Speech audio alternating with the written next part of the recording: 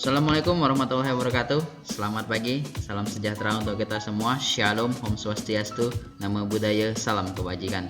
Selamat pagi seluruh mahasiswa-mahasiswi dimanapun kalian berada. Untuk minggu ini kita akan membahas mengenai naskah akademik di dalam pembentukan peraturan perundang-undangan. Nah, naskah akademik di sini merupakan sesuatu yang sangat vital di dalam pembuatan peraturan perundang-undangan. Dikarenakan sebuah naskah akademik merupakan bahan baku yang dibutuhkan di dalam pembentukan peraturan perundang-undangan, termasuk di dalam namanya peraturan daerah.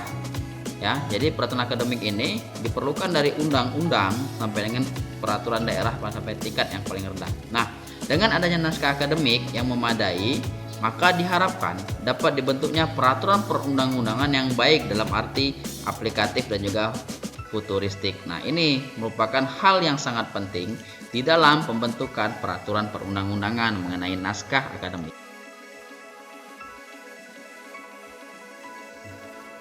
Keberadaan dari sebuah naskah akademik, dia memiliki nilai yang mana sangat penting dan strategis dalam pembentukan peraturan perundang-undangan. Hal ini dikarenakan naskah akademik harus disertakan dalam proses penyusunan rencana peraturan perundang-undangan.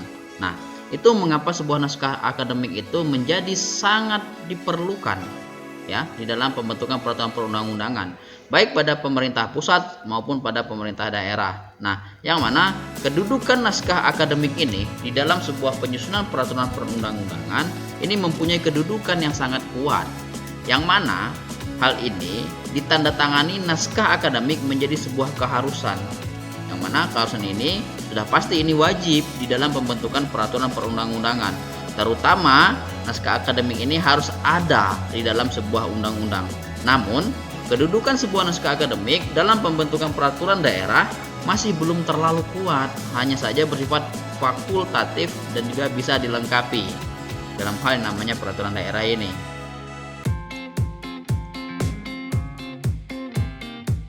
Jika kita berbicara mengenai fungsi dari naskah akademik, keberadaan dari sebuah naskah akademik pada awalnya belum menjadi sebuah keharusan dalam penyusunan rencana peraturan perundang-undangan. Namun, dengan ditetapkannya Undang-Undang Nomor 12 Tahun 2011, sebuah naskah akademik dalam peraturan perundang-undangan itu menjadi wajib untuk dimasukkan di dalam yang namanya peraturan perundang-undangan. Nah, hal ini dapat kawan-kawan lihat dalam pasal 43 ayat 3 dari undang-undang tersebut. Nah, yang mana kalau kita lihat fungsi dari sebuah naskah akademik itu ada 3 fungsi ya. Yang pertama adalah bahan awal yang memuat gagasan tentang urgensi pendekatan dari luang lingkup dan materi muatan pada suatu peraturan perundang-undangan. Yang kedua, naskah akademik ini menjadi sebuah bahan pertimbangan yang digunakan dalam sebuah permohonan izin prakarsa penyusunan rencana undang-undang, rencana peraturan pemerintah, yang mana ini akan diteruskan kepada presiden.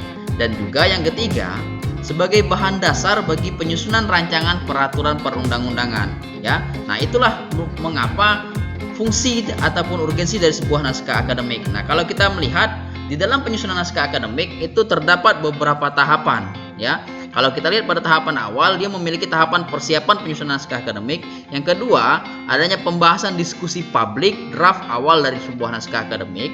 Yang ketiga, dia mempunyai penyusunan draft awal naskah akademik. Yang keempat, adanya evaluasi dari draft naskah akademik tadi yang sudah disusun. Dan juga yang kelima adalah adanya penyempurnaan dari sebuah naskah akademik kepada pemerintah daerah, Dewan Pimpinan Daerah sebagai masukan dalam proses pembentukan peraturan daerah. Nah, itu adalah tahap awalnya. Selanjutnya ada lagi namanya tahap kelanjutan.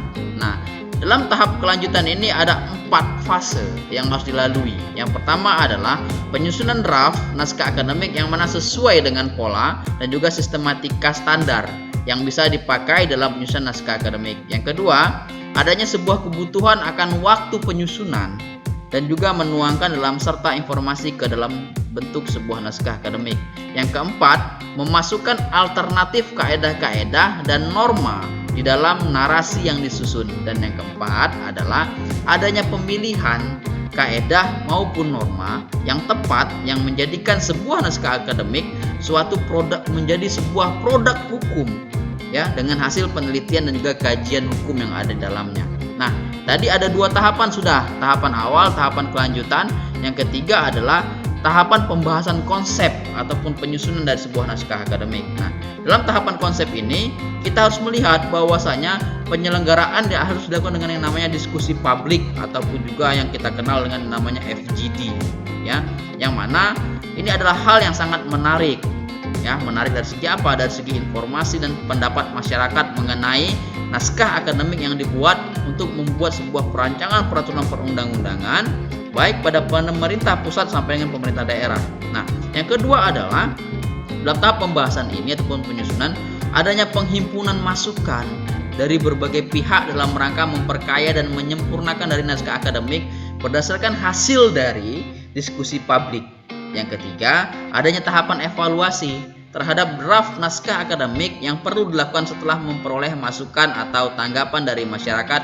Pada proses ini, tim penyusun dari naskah akademik harus realisasi, ya, masukan-masukan yang diperoleh dari diskusi publik dan sedapat mungkin mengakomodir masukan-masukan yang masuk dalam sebuah naskah akademik, ya. Itu merupakan beberapa hal yang mana ini penting di dalam yang namanya fungsi dari naskah akademik. Baiklah kawan-kawan, itulah tadi seputar mengenai naskah akademik. Semoga dapat dipelajari dengan baik lagi. Selamat berjumpa pada video-video berikutnya. Saya akhiri dengan wassalamualaikum warahmatullahi wabarakatuh.